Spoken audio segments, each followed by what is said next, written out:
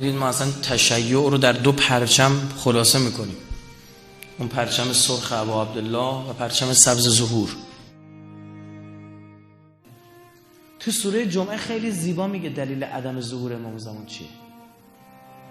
میگه فاذا رأوا تجارة او لهوا انفضوا الیها و ترکوک قائما. میگه آخه ذات مردم این میشه که دارن پول در میارن یا اون پولو دارن خرج لهو و لعب میکنن. خرج لهو و لعب یعنی چی؟ نه خرج غذا خوردنش و زندگی کردنش و درست زیستنش، نه خرج فلان سفر حرامش، خرج فلان مهمانی حرامش، خرج فلان ماشینی که بخره عمدن جلو چشم مردمی که ندارن پوز بده بره بیاد. فاذا رأوا تجارة او لهوا، چون اینا تا تجارت نه یا لهو و لعب انفضوا الیها میرن اونور و ترکوک و تو را ترک میکنن قائما. و تو قائم موندی تنها ایستاده برای قیام، شمشیر و یراق آماده ایستادی اما کسی نمیاد با کار. این سوره رو کی میخونی؟ روز جمعه. کسی هم از خودش نمیپرسه که چرا این سوره رو روز جمعه بخونه. تو نماز جمعه هم میخونی. تو صبح بلند شدی ندبه کردی که اون روز ظهور باشه. خدا قشنگ برات اومد چیکار کرد؟ آسیب شناسی کرد که دلیل عدم ظهور چی بوده. و به خاطر اینکه یا حواستون به آخر دنیاه که از این ورد حرام در بیارید حرام خرج کنید، حلال در بیارید حرام خرج کنید. همش غلطه.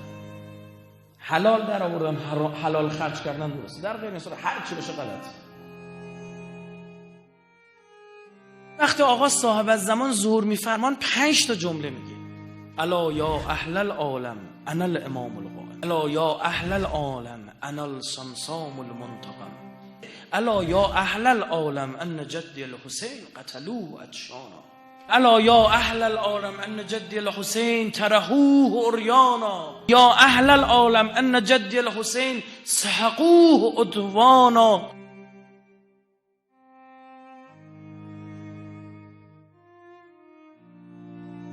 آقا صاحب الزمان خودش رو به امام حسین معرفی میکنه. یعنی چی؟ یعنی بدونید یکی از روش‌های نزدیک کردن ظهور معرفی امام حسین به کل دنیاست. تابلوی حسین ابن علی میره بالا، همه حسین رو میشناسن. اینجاست که آقا صاحب الزمان عجل الله وقتی تشریف میارن میگه او حسین رو دیدید؟ من منتقمشم. شما این راهپیمای 40 رو عادی نبینید، اصلا عادی نبینید، چون اصلا عادی نیست. هیچیش با قواعدی که ما دیدیم تو زندگی دور برام دیدیم نمیخونه. اصلا کأنه به یک بار جامعه ظهور دوباره شکل میگیره. تنها جاییه که ما بدونی که غذا برای خودمون برداریم، بدونی که حتی جایی رو پیش بینی کرده باشیم، راه میافتیم میریم. خدا میگه تو این همه موجود من خلق کردم، شما تنها موجوداتی هستی که غذاتون رو با خودتون برمی‌دارید.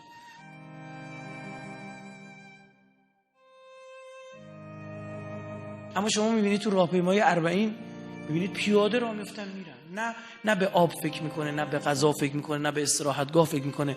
آقا دیدید چه جوریه دیگه؟ منت آدم میکشن، طرف گریه میکنه، اشک میریزه، میگه آقا نمیتونم غذا بخورم، ناراحت اشک میریزه. 17 میلیون نفر پیاده راه میرن. تمام دنیا میگن اینا کیان؟ اینا چیکار دارن؟ کجا میرن اینا؟ یعنی اینا میرن زیارت حسین ابن، این همه سختی میکشن، وارد کربلا میشن، از همون دور میگن صلی الله علیک یا ابا عبدالله، از همونجا برمیاد ابد والله یا زهرا ما ننسى حسینا. این شعارشونه. کل دنیا مونده میگن بابا اینا رو میخوان بکشن بازم نمیرن. مگه راستی حسین کیه؟ تمام شد. این سوالیه که او غربیه وقتی از خودش میپرسه تمام دیگه میفته تو تله. لازم نیست، او فقط کافیه بیاد ببینه حسین کیه. حرارتون فی قلوب. انجیل آیه داره میگه از نشانه های ظهور پسر انسانی است که جمیع امتهای زمین سینه زنی کنند. میگه از نشانه های پسر انسان یعنی آقا صاحب الزمان. چون خود مستر جیمز هاکس نویسنده کتاب مقدس میگه نزدیک 80 خورده بار پسر انسان تکرار شده تو کتاب ما فقط 30 تاش مسیحه، او 50 تای دیگر نمیدونیم کیه. در روایات داریم حضرت مهدی وقتی میاد تو کوفه 4 تا مسجد رو خراب میکنه، 4 تا مسجدی که خدا لعنت کنه، اشعث و جریر و سماک و شبس ابن ربعی به شکرانه شهادت امام حسین ساختن. چرا کربلا یک بار دیگه تکرار نشد؟ برای یه امام دیگه پیش نیامد؟ این سوال خیلی آسان، چون خدا دوست نداره حجتش پاره پاره بر زمین بیفته، به هیچ وجه دوست نداره. یک بار حجت تمام میکرد که امام زمان مسخره کردنی نیست، بهش بگی بیا نری میشه. دیدی؟ اثبات شد. اصلا گره خورده است عاشورا. اصلا این که ما انتظار ظهور تو عاشورا داریم میدونی این چی؟ دیدی امام حسین آقا صاحب زمان چی فرمود؟ ای حسین میبینم چجوری رکوعت، چجوری سجودت، چجوری. یعنی چی؟ یعنی من امام زمان امام حسین رو دارم میبینم. میدونید آیا در این شک دارید که امام زمان عاشورا رو عین اون اتفاقی که افتاده داره میبینه؟ جوری میبینه که احد الناس نمیتونه ببینه، عین واقعا رو داره میبینه. اینه که بدل دموع دما. این همینطور اشک میاد دیگه، نمیتونه سکوت کنه. فکر کردید درد امام حسین درد کشته شدن، درد بریده شدن رگها بود فقط؟ اگر این درد نبود پس امام زمان تمام اون درد رو داره میکشه. بر امام حسین چند عاشورا گذشت؟ یه دونه. بر امام زمان چقدر گذشته؟ 1100 خورده. هر عاشورا امام زمان در کربلا به شهادت رسید، چون امام زمان درک کامل از اون واقعه داره. هر عاشورا امام زمان علی اکبرش به میدان میره ارمن امامش. هر عاشورا پشت کمرش میشکنه به خاطر که عباسش میدان. هر عاشورا علی اصغر اون بچه و اون کوچیکی خیلی درد آوره. آقا حجت ابن الحسن العسکری دارم میگم، درک کامل از این داره. فلذا یک عاشورایی رو فرض بکنید که امام حسین میاد باز دوباره برای کشته شدن، این بار مردم کوفه میریزن، میگن نمیذاریم اونو بکشه. اونا 30,000 نفرن، این بر 300,000 نفر جمعیت میاد، اونا میترسن. بگید جنگ صورت نمیگیره. او همون عاشورای ظهوره. مگه نگفتیم ظهور تو روایت داریم روز عاشوراست؟ سالی اتفاق میفته شیعه آماده میشه دیگه عاشورا تکرار نمیشه.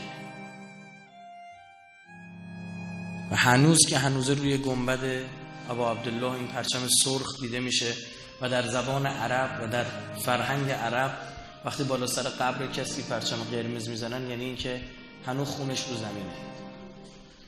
1400 سال گذشته کماکان خون این امام بزرگ بر زمین ریخته شده است و هنوز انتقام او گرفته نشده. بالاخره او سار اللهه، کسی که خونخواهش خداست. والبتر الموتوره. دعای امام زمان سر صبح از خواب بیدار شد. هر کسی نه، اونایی که میتونه از خواب بزنن. یعنی چی؟ قشنگ داره ما میفهمیم به زبان بی زبانی شاید از خواب غفلت بیدار شید تا برسید. صلوات الله علیه و علی آبائه الطاهرین عن جمیع المؤمنین والمؤمنات